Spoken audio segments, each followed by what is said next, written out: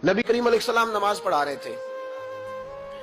जोहर की नमाज थी, असर की नमाज थी। सही मुस्लिम में मौजूद है। हजरत अबू हुरैरा फरमाते हैं नमाज पढ़ाते पढ़ाते नबी पाक ने कदम आगे किया। नमाज पढ़ाते पढ़ाते कदम आगे किया और यूं हाथ उठाया, फिर वापस कर लिया। अब नमाज पढ़ के ना तो सलाम फेरा तो सहाबा अर्ज करने लगे, या रसूल अल्लाह सल्लल्लाहु अलैहि वसल्लम, वो नमाज में पैर भी आगे किया तो हाथ भी उठाया, तो वजह क्या थी? पहला सवाल तो यह है कि आप लोग नमाज पढ़ रहे थे या हुजूर को देख रहे थे? तो सहाबा तो पहले ही बताते हैं कि भाई हम तो पहली साफ में नमाज इसलिए पढ़ते थे कि नमाज भी होती रहती थी और चुपके चुपके महबूब की दीद भी होती रहती थी। हुजूर से पूछा, या रसूल अल्लाह, वो नमाज पढ़ते पढ़ते कदम आगे बढ़ाया आपने तो फिर पीछे कर लिया, क्या था? और हाथ उठाया तो फिर आपने नीचे कर लिया। तो नबी करीम फरमाने लगे, नमाज पढ़ाते पढ़ाते जब मैंने कहा ना समी अल्लाहु लिमन हमीदा, अचानक मेरी नजर उठी तो जन्नत में चली गई। नजर उठी तो जन्नत में, तेरे लिए 2-4 कदम अर्श बरी है।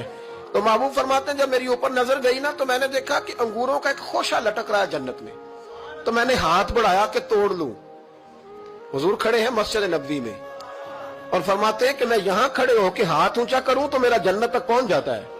फरमाया मेरा इरादा हुआ कि वो खोशा जन्नत का तोड़ लूं और जरा मैंने पैर आगे बढ़ाया ही था तो मेरे दिल में ख्याल आया कि जन्नत राज है तो राज ही रहनी चाहिए, ये राज खोल गया तो मजा नहीं आएगा। तो मैंने फिर वो हाथ वापस कर लिया। सहाबा कहते हैं जब नबी करीम ने ये बयान किया तो हमारे चेहरे न तजस्सुस से खेल उठे, तजस्सुस से। हम कोई बात और भी सुनना चाहते थे तो महबूब फरमाने लगे, अगर मैं वो खोशा तोड़ के ले आता और तुम्हें दे देता, तुम कयामत तक भी खाते रहते तो तुमसे खत्म नहीं होना था।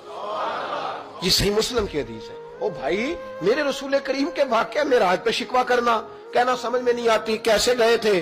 तो तू जो चाहे तो हर शब हो मिसाले शब असरा, इसलिए कि तेरे लिए 2-4 कदम